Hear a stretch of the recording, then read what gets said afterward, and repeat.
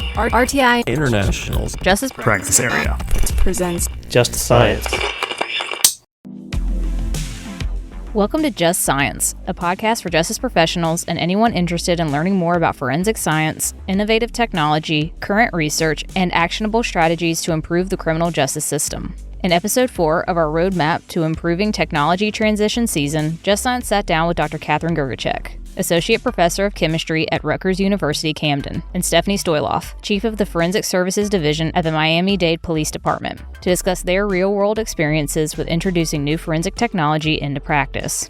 While new forensic research products are often innovative and interesting, they may not always be practical in operational forensic laboratories. Researchers should lean on practitioner input to develop technologies that fill a necessary gap, are unbiased, and offer benefits over existing technologies. Listen along as Dr. Grgicak and Stephanie describe lessons learned in their own experiences with technology transition, strategies for improving product validation, and advice from both an academic and a practitioner perspective. This episode is funded by the National Institute of Justice's Forensic Technology Center of Excellence. Some content in this podcast may be considered sensitive and may evoke emotional responses or may not be appropriate for younger audiences. Here's your host, Rebecca Shute.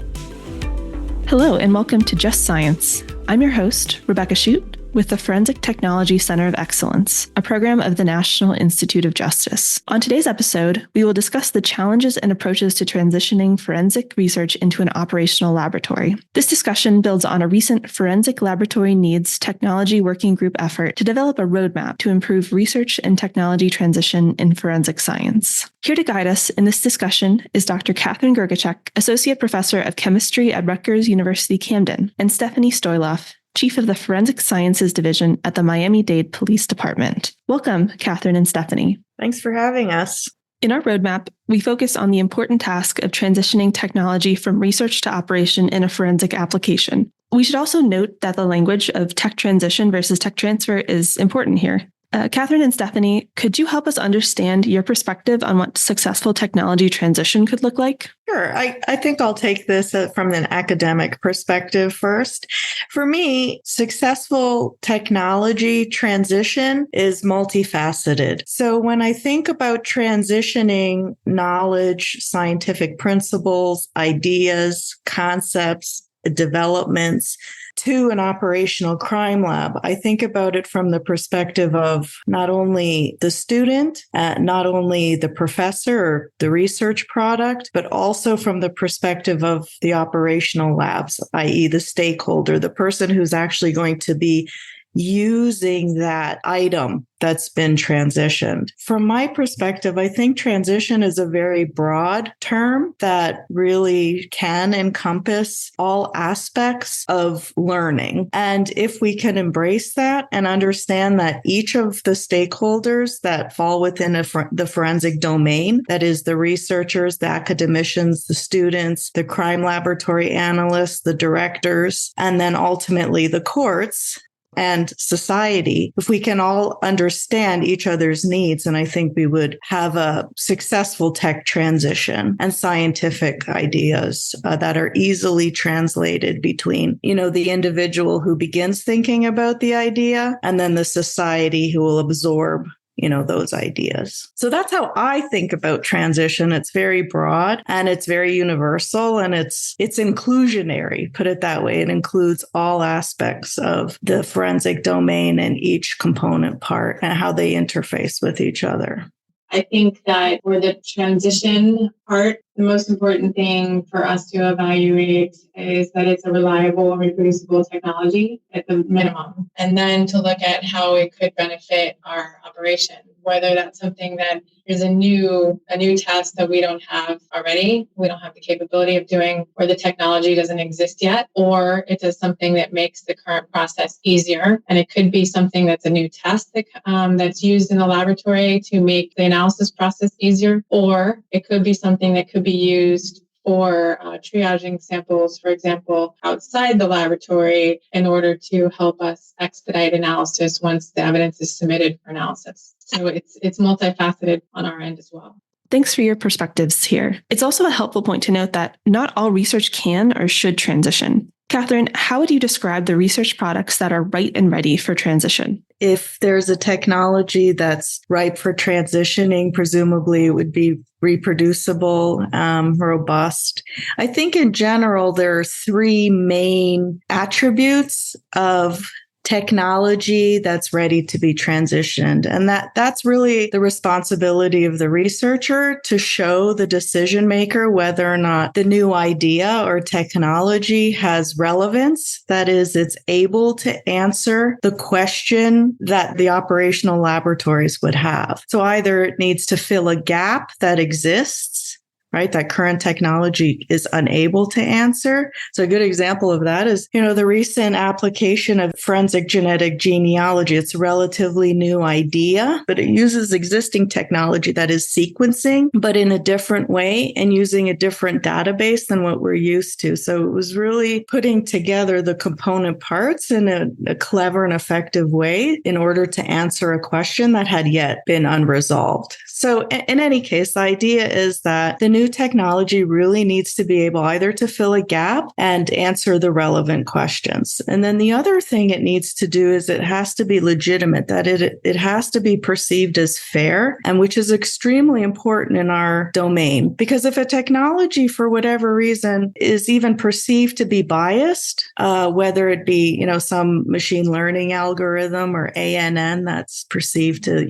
be biased in its decision-making procedures, or if it's the way something is triaged, let's say unintentionally, there's a bias towards only choosing a specific kind of sample that is unintended. Those are the things that have to be tested as well as just showing that the technology works better or the idea works better. And of course, the last thing is that the technology has to be credible. That is, it not only has to be able to answer the relevant questions and be salient to the community, but it has to work better than technology that already exists. So it either has to be faster or it has to be more reproducible. So of course, the stakeholders will decide or have to have a discussion as to what better means. But ultimately, there has to be some metrics that are met and such that the researcher can demonstrate that credibility has been met. And I think if the person that has the new ideas is able to demonstrate those three things to the operational labs or to those that will absorb or use the technology, I think that will be a better line of communication, and it would probably lead to faster adoption. And to the point of relevance, I think that is really where the crime labs and the researchers need to get together. Because if the researchers don't have a good sense of what questions still need to be answered, then they might develop the most wonderful and advanced technology. But if it's not able to answer the needs of the crime laboratories, then there's a missing part there. So I think it would be really important for researchers to think about their research and the context of thinking about the research while trying to adhere to those three principles. And I think if one adheres to those three principles, then they'll be open to conversations and hopefully there will be faster adoption. I agree. I'll just follow up with, I think a lot of research that can be done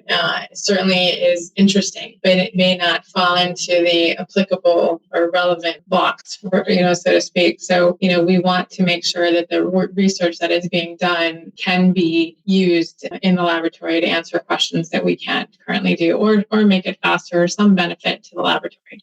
So as a researcher, I think it's invaluable to start talking to the crime laboratory directors or analysts very, very early on, even before design. So it's basically during the conceptualization phase where it would be best for someone like me, the academic researcher, to go to the crime labist, let's say, someone who has a lot of experience with the day-to-day needs of running a crime lab and get their perspective early on, because that perspective could very well impact any future design going forward. And so instead of, a lab director like Stephanie getting a technology and doing beta testing, what I personally would love to see is the crime labs getting involved very, very early on. So they may not actually be doing the design and research, but they would list out the requirements or help the researcher understand what the current gaps really are and what the most important gaps are. Because I think sometimes, again, as Stephanie said, there's really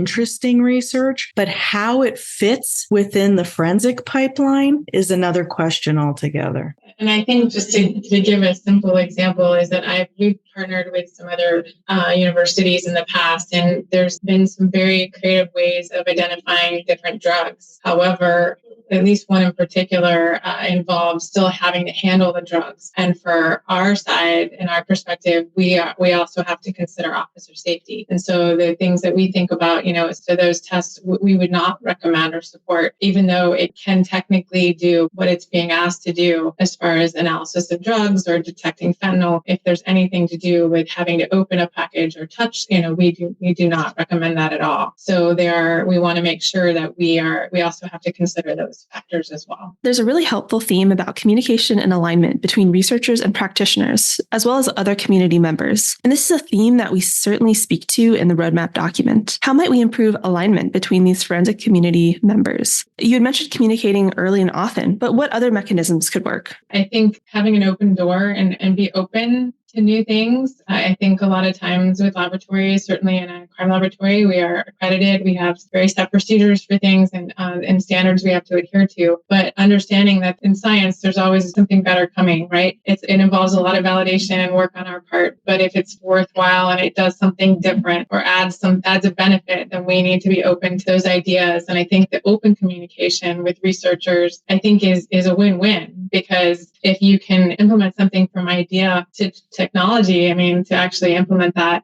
as a product, that's the best scenario, right? But it's also important to learn from the failures and to learn from things that don't work and to learn why they don't work, and then go back and redefine and reassess. And that's all part of the scientific process. And so I think it's important that engagement happens early on. I agree with that completely. And I also think that there has to be some study, let's say, of what the innovation ecosystem is. Who are the main players there? So oftentimes we'll think about academic programs and the crime labs, and sometimes we'll forget about the industry partners. And really, the industry partners are an important aspect of technology transition, because ultimately any new technology that becomes popular has to be licensed, has to be supported, has to be validated, and there has to be tech support and training and all of these other aspects associated with it. So I do think that industry partners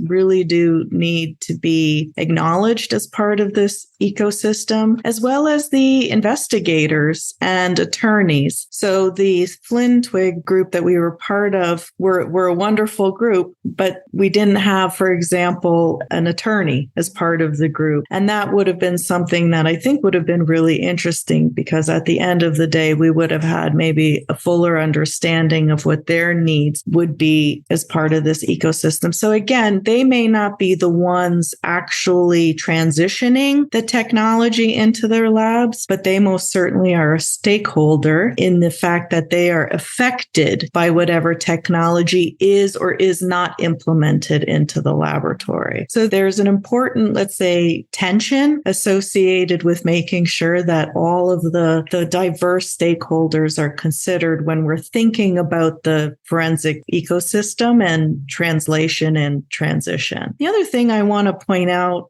or emphasize is the fact that some of the challenges in transitioning tech into laboratory have to do with the resources of the laboratory themselves, right? So we spent a lot of time within this group talking about whether or not all of the labs have to adopt, all of the new technology within a given year. And of course, that's not possible. So one of the things that I think is really important for everybody is just to understand sort of what their priorities are, what's important for their laboratory. And then from a research perspective, it's our job to express to the community what it is our projects will help solve, what gap our projects or grand problems our projects will help solve. So to me, I always felt like the ecosystem is very, very, very broad. And I think it's much broader than we've given it credit before in the past. And one of the wonderful things about this roadmap is I think it does a very good job of touching all of the aspects of technology transition rather than just focusing on, the very act of transitioning a product to market, because that's only one stage of a very large path and a very long path, all the way from concept to market and licensing. That's a very long pathway that has to be acknowledged and respected and, dare I say, supported. And it has to be supported both from, the crime laboratory perspective, the academics, the administrators at both the crime labs and the academic institutions, but again, also industry partners. Your comments point to the complexities and interrelationships of the forensic innovation ecosystem. In this roadmap, we focused on developing action items that different community members could realistically do to improve their ability to successfully transition tech. Stephanie, you mentioned the importance of learning from successes and failures of implementation, and you have firsthand experience transitioning tech into laboratory operation. Can you talk through some examples of transition successes and failures that you've experienced? Sure. So I mentioned earlier the example of working with the university on different ways to test, and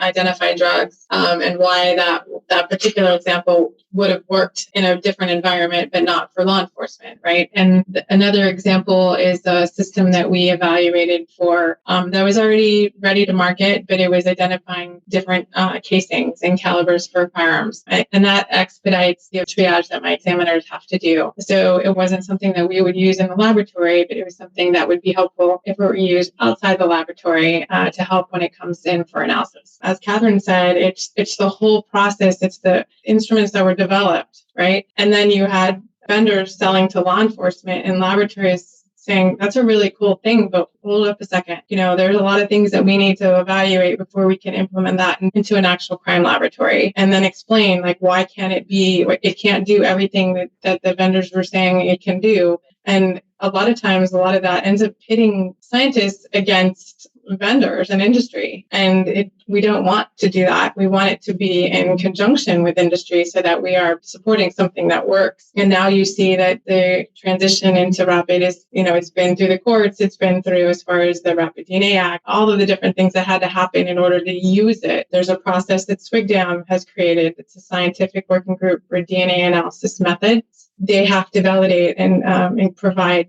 standards for use in forensic laboratories. So there's things that we have to adhere to in an actual operating laboratory that others may not be aware of. If you look at how it came about, we had law enforcement agencies saying that we're going to use rapid, but we were just trying to explain that, with DNA, knowing how DNA technology came about and was implemented in the 80s in the analysis of evidence samples, it was a long process for acceptance. And so it's understanding that process, we don't want to damage the reputation of DNA by trying to implement something before it's ready, for it to be used. So I think now it's going through that process. There are standards available. People are implementing it in different ways, and it's become much more accepted than it was when it was first introduced. And I think rapid is a really good example of, a new technology taking some time to develop, right? From conception all the way to implementation. As you said, Stephanie, it took about 15 years. So if one thinks about, the research timeline from conception all the way to implementation, I would estimate the average time is probably between 15 and 20 years to see things into fruition. So rapid is a really good example of that. And it's also a really good example of filling a need. I mean, the need was that of rapidity, right? I mean, DNA testing could take a long time. And of course, with very complicated samples and these very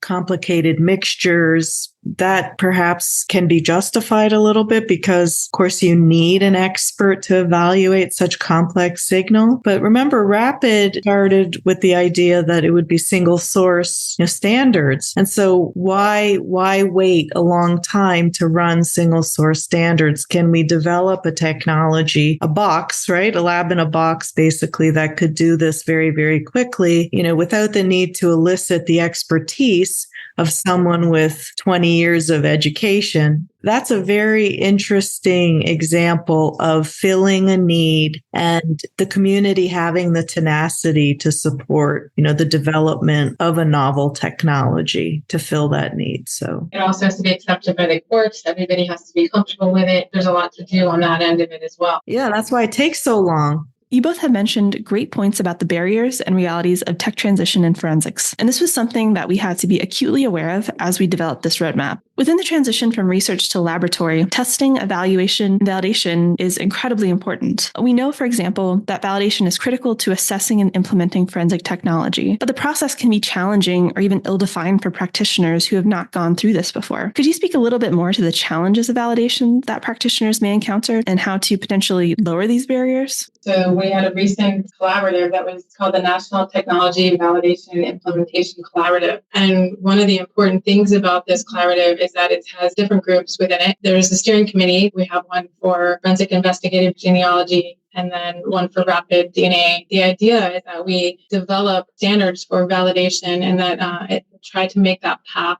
easier with documentation, with setting, a standardization for the validation process. The issue with validation, I will say, is that it's a very involved process in a lot of ways, and it utilizes the same resources that are used for casework. You would be taking personnel off of casework to be able to do the validations, but you can't do the casework without doing the validations. So it's managing those resources so that you can get the most out of the technology. Sometimes it's planned and sometimes it's not. Sometimes it's just, like if an instrument is no longer supported or a version is no longer supported or something else happens, then you have to validate that. And so the changing or the new instrumentation, but there's always some testing to go along with that before you can implement it in casework. I view validation as a type of research. I consider it late stage research. I do think it's an important type of research. So basically, when a crime lab has transitioned or is considering transitioning a technology to the lab, they basically have to make sure that it's working in their hands. And so I think one of the challenges is first trying to figure out how broad the experiments need to be in the first place. So if the technology is already been published and there's already been a lot of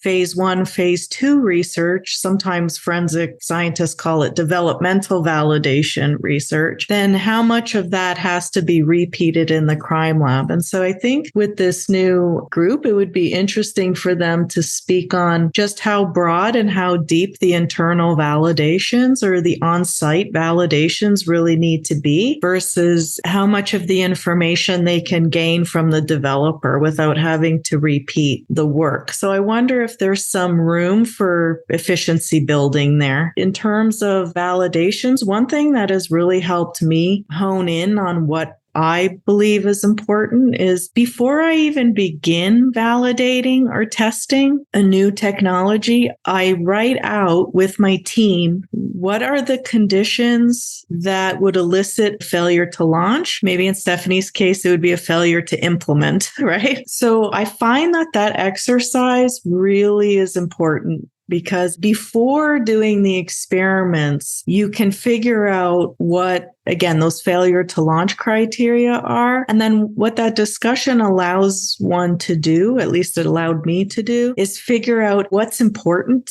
to me or to us or to the team. Again, I think it might help ease the burden of validation if we can think about it as a failure to implement or failure to launch type of model. So I always think it's really good to write these things out and put numbers to them. Because if you force your analysts or your, in my case, PhD students, or if you force yourself to put the number down, then you can start asking yourself, okay, well, what is this number exactly? It's a really great tool to elicit team building, have an open dialogue, but then it also pushes you to think deeply about the technology you're considering. I appreciate your consideration of mindset and frameworks for approaching validation and testing. Catherine, I know you have successfully transitioned technology as a researcher, and I'd love to hear more about your experiences and learnings transitioning this technology. What sort of advice would you give researchers trying to accomplish the same thing? Well, I think we've already touched on it before, which is interface with the crime lab's early, get some input as to what's important to them. And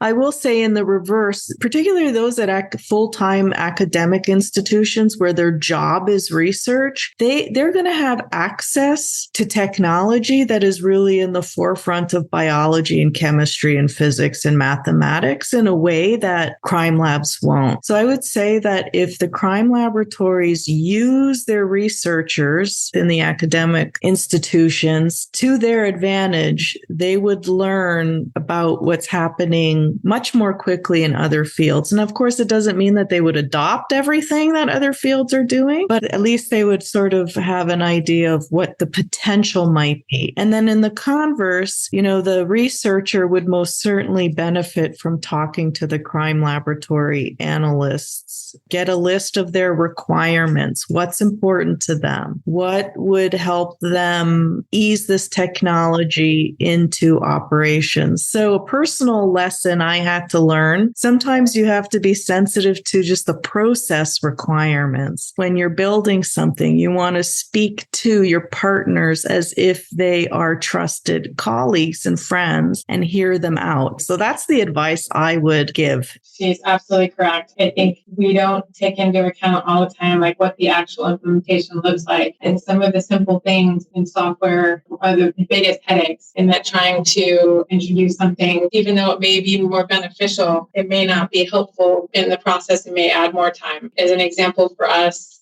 we implemented a new laboratory information management system. And for some people, like the new adopters who had never used the previous system, it was a much easier transition than the ones who had learned a different way, had to transition to something else, and then complained about every possible aspect of it because it was so different from what they knew. And so when you introduce things that are, that just take time to adjust, it hinders the adoption process and the transition process. That time adds up, and then sometimes frustration. Stephanie, do you have any advice for forensic lab technical leaders who are new to assessing and implementing new technologies? I think first you have to be open to the idea that things could be done other ways, right? So I think part of it is because it takes so long to validate a process and you have a process that and it's familiar, a lot of times people are resistant to that change. But there are times when if you really evaluate it and test it, and we've utilized interns to do this, so at times so it doesn't impact the manpower or woman power used for casework, then you can evaluate the possibility of other technologies. I don't have a problem with evaluating something. If I can use an intern to evaluate technology for,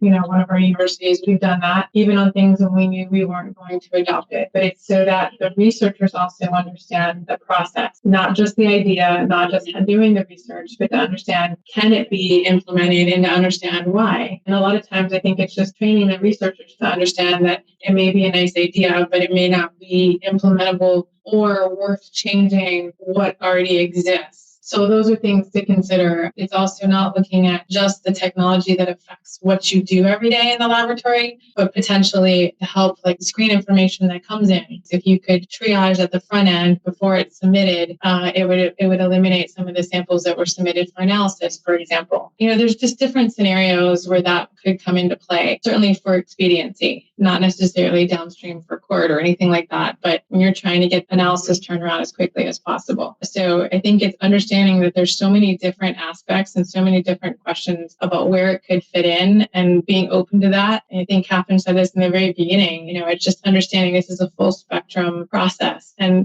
each project isn't going to start at the same place. So where it fits in and where the idea is and how mature that idea is going to depend on how you assess it. Something from, at one time we supported an effort to look at different methods for gunshot residue detection. Was it worth me changing my entire process that was already validated and, on the current system? No, but it's something that if it could help somebody else downstream or in a different environment, it doesn't have to be something that may necessarily be meant for use in a crime laboratory, but maybe meant for use in theater, like in a war situation, right? So there's different ways that, you just need to be able to test samples out and they don't have that partnership and that ability. In that case, for the gunshot residue testing, they didn't have access to firearms and a firearms range, but I do. So they would bring the samples here and we would be able to test fire and do the swabbings for them here. So it's a good partnership of resources as well. How do you hope the forensic community uses and implements this FLINTWIG roadmap document? I mean, the hope is that this document gets people to start talking, to understand that everybody's got a different piece of the pie. They don't have to stay in their lanes. You see what other people's responsibilities are, but you can change lanes and merge lanes, for different steps along the way in order to make things better. And complement each other. Yeah, exactly. I'm really interested to see what happens when people read the document. Stephanie and Catherine, thank you so much for your time discussing your experiences. It's really been a pleasure talking with you today. Well, thank you. Yeah, thanks. If you enjoyed today's episode, be sure to like and follow Just Science on your platform of choice. For more information on today's topic and the FLINTWIG roadmap, visit forensiccoe.org. I'm Rebecca Shute, and this has been another episode of Just Science. This episode concludes our roadmap to improving technology transition season. Tune in next time for a new season discussing domestic radicalization research. Opinions or points of views expressed in this podcast represent a consensus of the authors and do not necessarily represent the official position or policies of its funding.